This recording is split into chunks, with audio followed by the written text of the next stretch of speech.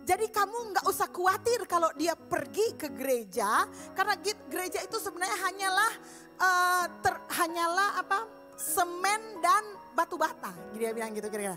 Jadi gereja itu hanya semen dan batu bata, tidak lebih dari semen batu bata yang didatangi oleh orang-orang yang membosankan. Jadi kamu nggak usah khawatir kalau pasien kamu pergi ke gereja. Nah, saudara-saudara, ini pelajaran dari si iblis tua kepada iblis muda. Nah, saya melihat saudara-saudara, walaupun ini adalah buku fiksi atau karangan belaka, memang harus diakui saudara-saudara, di dalam perjalanan sejarah banyak orang yang ke gereja gitu ya, kecuali di Metro Church, itu adalah orang-orang yang membosankan, orang-orang yang enggak menarik hidupnya, dan itu mengakibatkan banyak orang, mungkin puluhan atau ratusan bahkan mungkin jutaan orang yang mundur imannya dari gereja oleh karena mereka ketemu dengan kelompok orang yang seperti diajarkan oleh si iblis tua itu. Dan saya juga bertemu dengan orang-orang yang demikian, tapi tidak di Metro Church. Tidak ada di Metro Church toh? Atau cuma sedikit tuh Amin tuh ndak Amin. Saudara adalah orang-orang yang paling keren, yang paling impresif, yang paling atraktif yang ada di Sulawesi Utara. Yang percaya bilang amin. Bilang amin dong.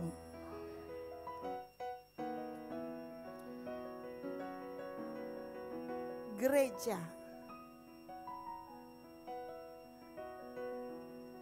yang disebutkan di cerita itu mungkin sedang menceritakan sebuah komunitas Kristen yang lain. Tapi saya yakin itu tidak akan ketemu di Metro Church. Amin. Coba saudara lihat kanan dan kiri. Itu orang yang paling keren yang ada di seluruh bumi ini. Itu orang yang paling asik. Itu orang yang paling peduli. Dia memang kadang-kadang menjengkelkan, tapi cuma bagian kecil dalam hidupnya dia menjengkelkan. Dia lebih banyak membahagiakan. Makanya kasih kesenyum kepadanya. Bilang I love you. Kelihatan saudara-saudara? Kenapa? Karena pastornya juga keren. Gini saudara, ada pepatah bilang like pastor, like church. Cuma kita saudara pastor yang sudah suka khotbah pakai baju bling-bling. Amin. Sudah ya aman ya tim multimedia ya. Ya mereka tadi pagi khawatir. Saya mengerti kekhawatiran mereka. Kadang pastornya tampil terlalu seksi. Gitu ya. Jadi kurang gugup juga mau ambil Pak Pastor di showcase. Sekarang sudah lebih rapi. Amin. No problem. Kita mengasihi satu dengan yang lain. Ini adalah tempat di mana kita bertumbuh, di mana saudara merasakan kasih Tuhan. Dan harus saya akui, ini bukan komunitas yang munafik saudara-saudara. Itu sebabnya sometimes kalau Pastor Ramli salah, saya akan bilang, hey you salah. Kalau ada yang tidak melakukan tugasnya akan mendapat teguran. Tim service manager yang adalah volunteer, artinya mereka nggak menerima bayaran apapun. Saudara tahu berulang-ulang kali sesudah pelayanan mereka bukannya dapat pujian, mereka kena marah. Berapa kali Messi? Berapa kali kamu menangis sesudah pelayanan? Halo? Dan mungkin yang melayani di sini juga. Dan mungkin yang melayani yang tidak terlihat adalah orang-orang yang luar biasa. Akan ada banyak mungkin hal yang menjengkelkan. Tetapi itulah gereja Tuhan. Dan mengapa saudara-saudara berabad-abad lamanya gereja tetap ada. Oleh karena Yesus mengasihi gerejanya. Bilang amin. Di tengah-tengah ketidaksempurnaan gereja. Dan saudara sampai hari ini tidak ada gereja yang sempurna. Betul nggak? Kalaupun saudara ketemu gereja yang sempurna, ada nih satu gereja yang sempurna. Begitu saudara masuk ke dalamnya, itu gereja langsung berubah tidak sempurna. Karena saudara yang masuk ke situ. Saudara mengerti maksudnya? Karena gereja itu terdiri dari orang-orang yang gak sempurna. Tetapi even though gereja itu terdiri dari orang-orang yang tidak sempurna, Yesus mengasihi. Dan Yesus mengasihi gerejanya dengan kasih yang kekal. Ibaratnya kalau gereja itu banyak debu, maka Yesus akan memandikannya supaya gereja itu akan tampak Artinya Yesus tidak menolak kekurangan kita. Yesus berusaha untuk memperbaiki, membuat semakin hari semakin bercahaya, semakin berkilau. Karena dia mengasihi gerejanya, dia mencintai mempelainya. Bagaimana dengan saudara? Saudara, saya sangat mencintai Metro Church, wajar dong ya. Bukan karena apa-apa saudara, karena saya melihat banyak orang di sini. Dulu saudara-saudara, dulu gitu ya, kan ini gereja lama kita nggak punya kostor. Kita cuma punya kostor cuma sebentar waktu, sekarang juga kita sudah nggak punya kostor. Tapi gereja masih bersih, betul nggak? Masih bersih ya? Karena ada orang-orang luar biasa. Berapa di antara saudara yang pernah pegang vakum cleaner gereja? Angkat tangan, ada? Wes, ada, cuman pegang. Berapa yang pernah pegang sapu? Wes. Berapa yang pernah pegang spons dan cuci gelas? Hampir semua. Yang lain apa? Nitip ya, titip. Gitu ya. Berapa yang pernah makan di gereja? Berapa yang pernah dikasih makan sama gereja? Sih, keren. That's why I love Metro Church. Karena gini saudara, saya ketemu dengan orang-orang yang luar biasa. Saudara mungkin saudara pulang ke rumah. Tapi yang tertinggal ada Mas Yongki, ada Pastor Ramli, bersih-bersih dan lain-lain sebagainya. Dan tim pastoral kita saudara-saudara, walaupun ada tim pastoral, enggak malu untuk bekerja, melakukan, memberi teladan kepada saudara-saudara. Sama saya bilang memberi teladan. Karena itu saudara-saudara gini, woi sadar. Kalau Pastor Ramli lagi bersih, jangan goni duduk kong main game. Halo, sadar. Dia sedang memberi teladan, dia bukan kamu pembantu, halo. Bilang dulu, woi. Bangun woi. Ini kadang suka gitu deh. Gitu ya, tim pastoralnya lagi sapu lagi bersih, mereka duduk-duduk. Ya gak apa-apa, biar aja kan mereka hamba. Gile. Kayak gitu.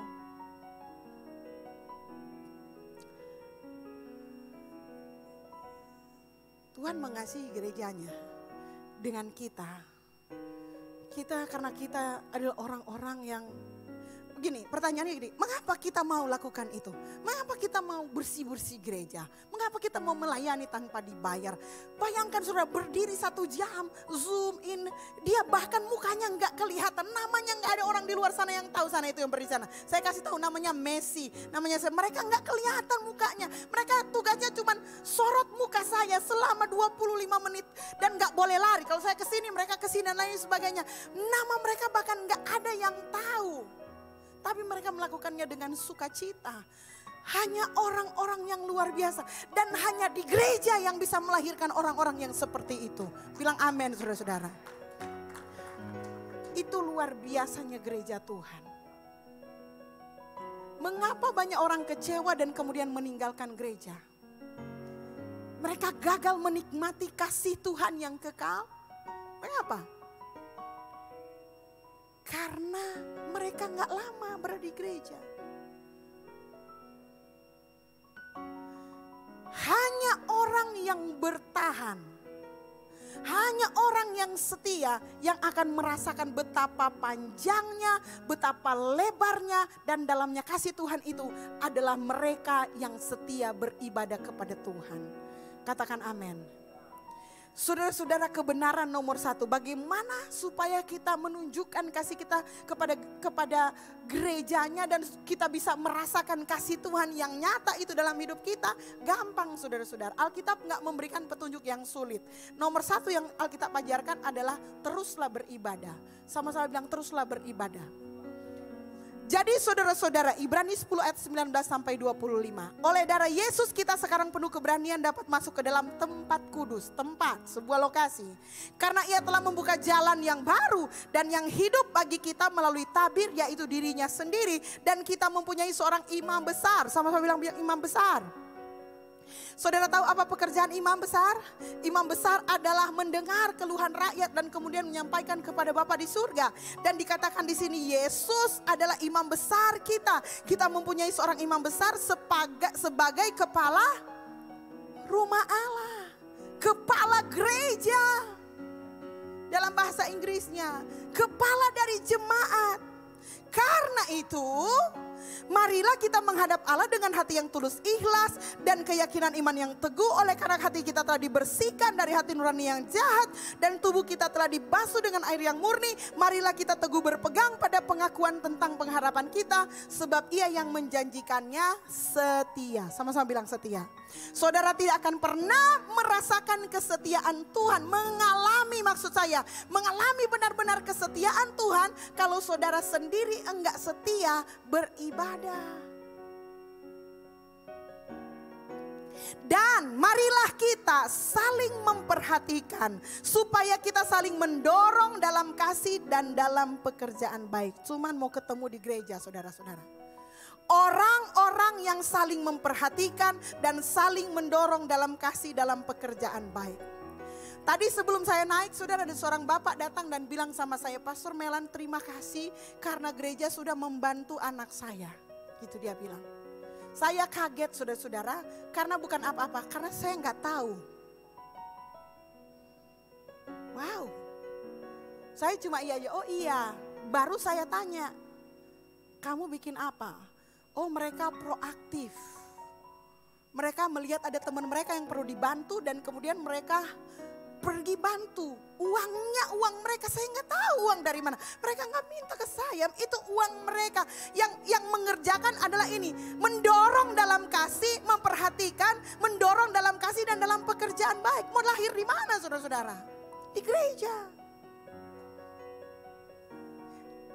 Orangnya nggak minta, saudara-saudara. Dia mungkin hanya share, mungkin biasalah orang ngobrol. Tapi Tuhan bisa menggerakkan orang-orang untuk melakukan pekerjaan yang baik. Saudara, mungkin rumah saudara bukan rumah sultan mewah, 7 tingkat punya pelayan. Tapi saudara bisa datang dan berkata, Pastor Melan, tolong di rumah saya bikinkan CG. Boleh, gak apa-apa. Saudara, siapa yang bisa mengerjakan itu di dalam hati kita? Siapa yang bisa mendorong orang-orang merelakan rumahnya? Mau capek-capek datang, mau memberi, mau ajak orang lain. Enggak tanpa malu-malu, ayo kita beribadah kepada Tuhan.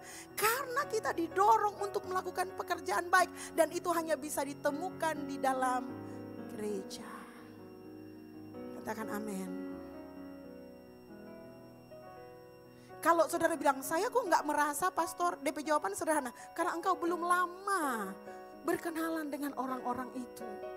Mungkin tante-tante yang maaf secara kata, secara model dia jelek banget. Secara tampang juga kusam banget. Tetapi coba berkenalan dengan dia. Karena mungkin dia adalah seorang panglima doa. Dan selama ini mungkin dia telah berdoa untukmu sebagai gereja Tuhan. Tanpa engkau sadari. Di mana engkau menemukannya? Di gereja. Bilang amin. Saudara, mungkin Pastor Ramli gak muncul saat ulang tahunmu. Mungkin ada orang lain yang akan muncul dan memberikan selamat yang pertama. Tapi saya bisa jamin saudara didoakan oleh Pastor Ramli. Karena saya mendengarnya, dia berdoa untuk jemaat Tuhan.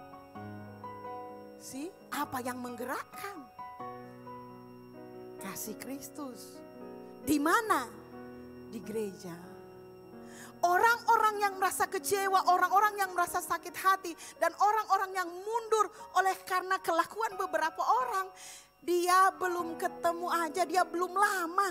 Kalau dia mau bertahan sedikit saja, dia tetap datang beribadah.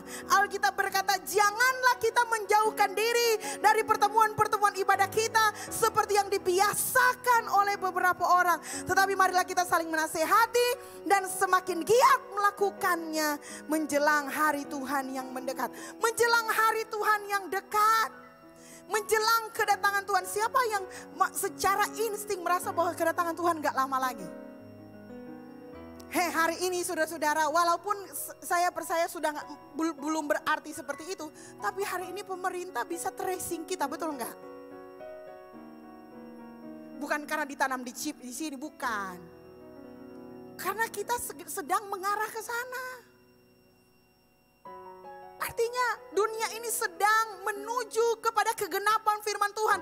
Artinya Tuhan akan segera datang dan menjelang kedatangan Tuhan. Tuhan berfirman kepada kita, hei, jangan menjauhi pertemuan-pertemuan ibadah. Jangan lakukan itu. Walaupun saudara-saudara secara keadaan kita akan ditekan untuk berusaha, kalau boleh jangan beribadah. Itulah dunia kita. Tapi firman Tuhan berkata jangan. Jangan menjauhkan diri dari pertemuan ibadah. Sama-sama bilang pertemuan ibadah. Tapi kan pastor, saya bisa ibadah sendiri dan kemudian tanpa harus bersekutu. Bukan, enggak. Siapa yang senang nonton film CSI? Saya senang.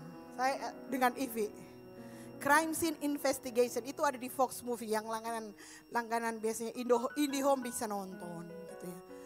Nah, apa yang saya suka itu tentang detektif. Jadi mereka suka gali-gali kasus. Nah, di film CSI itu saudara-saudara biasanya ada korban. Sama-sama bilang korban. Dan korban itu biasanya sudah mati. Nah, ada satu lagi serial yang namanya Criminal Minds. Itu kebanyakan mereka menemukan jenazah sudah termutilasi dan lain-lain sebagainya. Gitu ya. Apa hubungannya sama firman Tuhan hari ini? Kalau engkau mencoba tidak terhubung dengan gereja utama, tidak melakukan pertemuan ibadah, tidak melakukan persekutuan, saudara akan jadi crime scene. Saudara akan jadi korban karena sudah tidak terkonek dengan tubuh. Coba saudara potong tangan saudara. Tangan dari sini juga ke bawah. Apa yang terjadi? Dia nggak bisa hidup, betul nggak? Tangan saudara akan membusuk dan mati dan gak berguna lagi. Tapi sepanjang tangan saudara terhubung dengan anggota tubuh yang lain, tangan saudara pasti bisa bergerak bersama dengan anggota yang lain, bisa merasakan perasaan-perasaan yang lama yang dirasakan oleh orang yang lain. Kalau saudara memutuskan untuk disconnect dengan gereja Tuhan, dengan persekutuan, dengan pertemuan ibadah, saudara sedang menuju crime scene. Sebentar lagi akan terdengar John Doe, Jane Doe, mayat tak bernama. Saudara mungkin masih hidup, masih berjalan, tetapi sesungguhnya engkau sedang menuju kepada kematian rohani. Engkau butuh gereja untuk supaya engkau bisa bergerak dan pergerakanmu lebih dahsyat bersama-sama dengan gereja Tuhan. Yang percaya bilang amin. Bilang sama temannya, satu, tetaplah beribadah. Teruslah beribadah sampai kedatangan Tuhan pada kali yang kedua. Wow, boleh tepuk tangan buat Tuhan sekali-sekali saudara-saudara. Berusahalah untuk terkoneksi dengan anggota tubuh yang lain. Karena anggota tubuh yang putus itu berarti crime scene, korban. Yang kedua, apa yang perlu kita lakukan? Teruslah perjamuan. Bilang perjamuan. Kuat-kuat saudara, perjamuan. Perjamuan saling menjamu. Salah satu budaya yang Yesus ingin untuk kita semua lakukan adalah saling menjamu. Itu sebabnya jemaat mula-mula Kisah Para Rasul 20 ayat 7. Pada hari pertama dalam minggu itu ketika kami berkumpul untuk memecahkan roti. Setiap hari minggu pertama mereka berkumpul untuk memecah roti. Apa artinya memecah roti? Ada roti lalu dibagi-bagi. Kisah Para Rasul 2 ayat 46, dengan bertekun dan dengan sehati mereka berkumpul tiap-tiap hari dalam bait Allah. Mereka memecahkan roti di rumah masing-masing secara bergilir dan makan bersama-sama dengan gembira dan dengan tulus hati. Karena itu saudara-saudara 1 Korintus 11 ayat 32. Jika kamu berkumpul untuk makan, nantikanlah olehmu seorang akan yang lain.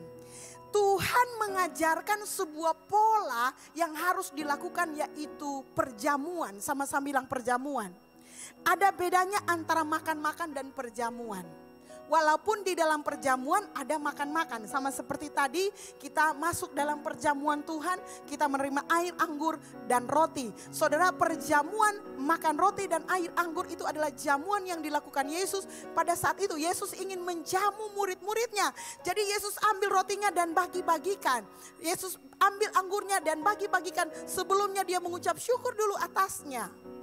Ini adalah tradisi. Yesus bilang, lakukan ini dan setiap kali kamu melakukannya, kamu mengingat akan aku.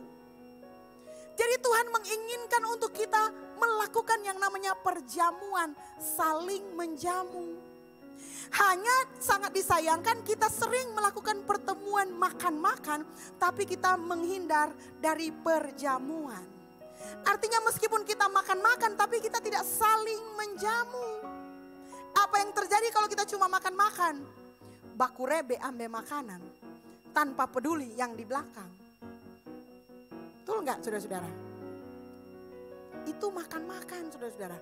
Karena ketika mereka datang, mereka benar-benar hanya ingin memuaskan diri. Tetapi yang Yesus bangun, gereja Tuhan tidak seperti itu.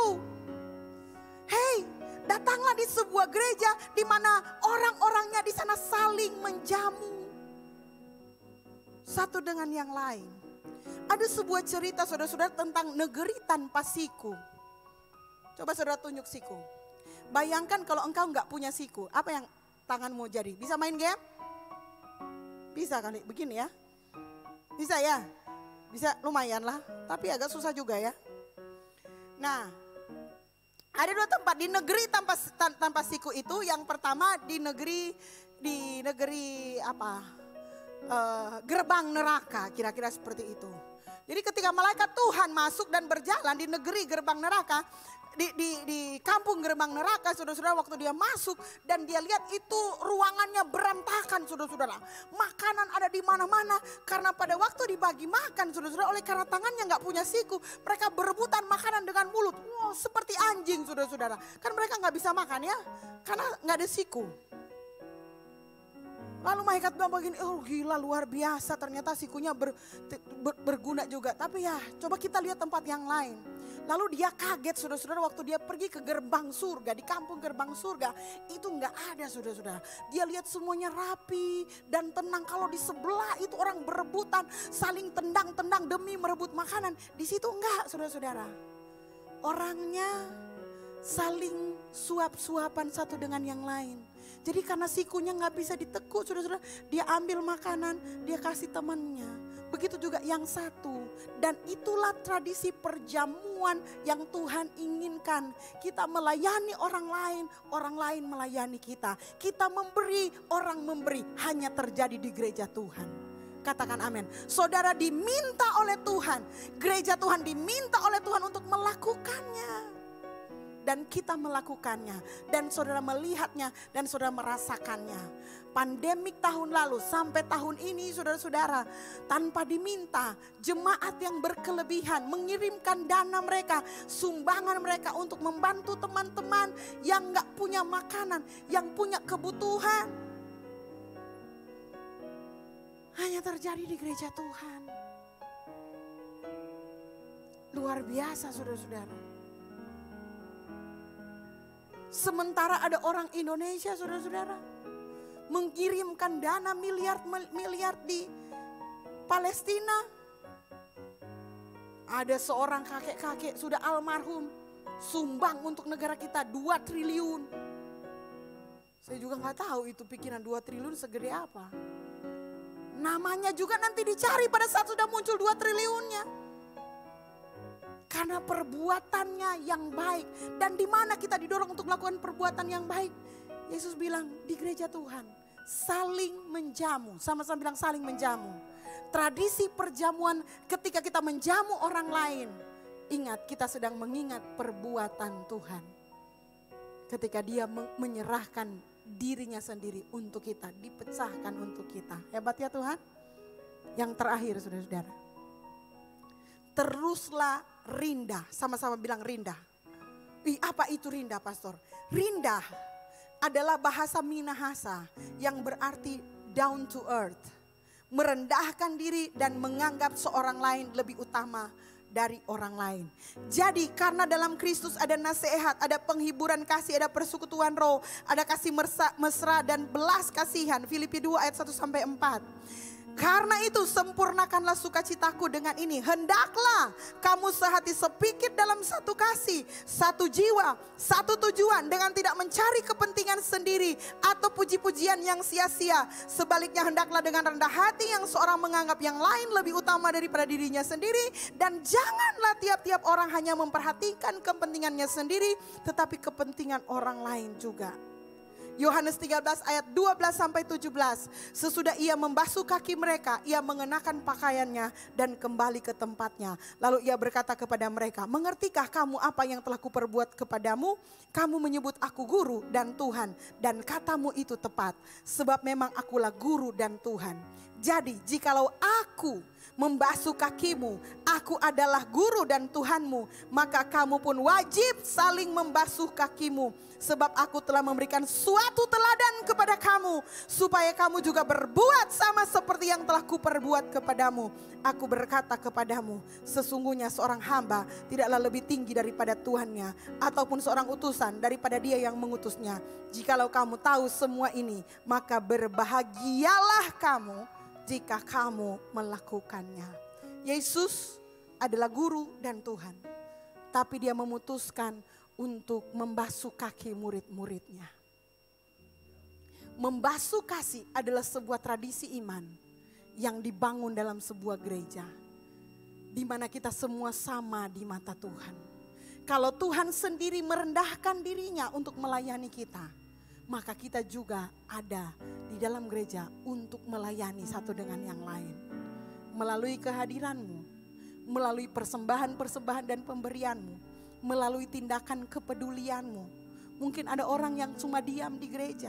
Sudah dengar baik-baik, Pastor Ramli bilang, hanya dibutuhkan satu orang yang berani berkata, "Hei, apa kabar?" Orang itu akan merasa diterima. Mungkin engkau datang ke gereja dan gak mengenal semua orang. Tapi mungkin ada orang yang sendirian, yang hanya butuh sapaan. It's okay kalau saudara datang dan bilang, "Hey bro, are you okay? Apa kamu baik-baik saja?" Dan ketika engkau melakukannya, engkau sedang meneladani apa yang dilakukan oleh Yesus. Kadang kita suka memandang muka. Biarin aja lah, bukan urusan saya, gak peduli. Wajar kalau orang gak suka dengan gereja seperti itu. Tapi gereja yang sesungguhnya adalah gereja yang peduli kepada orang-orang yang lain. Itu sebabnya engkau mencintai. Engkau tidak kenal semua yang ada di ruangan ini. Tapi engkau tahu pasti ketika engkau melangkah datang ke gereja, ada satu orang yang akan menyapa engkau. Walaupun hanya berkata, "Hello, apa kabar? Are you okay?" Kasih tos, kasih senyum. Mereka mengasihi saudara dengan tulus. Amin firman Tuhan. Mari kita bersyukur kepada Tuhan. Apa perasaanmu ketika melihat gereja hari ini? Apakah ada kemarahan, kebencian, kekecewaan? Ayo kita selesaikan di hadapan Tuhan. Gereja adalah tempat di mana pekerjaan yang baik didorong untuk dilakukan. Kepedulian itu diajarkan. Mengasihi dihidupkan, dihidupi oleh orang-orangnya. Kalau engkau pernah mengalami kekecewaan, mungkin karena engkau belum terlalu lama berada di dalamnya. Belajarlah untuk mengenal, mencari 1-2 orang, berbagi hidup dengan mereka. Dan engkau akan lihat aliran kasih Tuhan akan mengalir dalam hidup. Mari kita berdoa.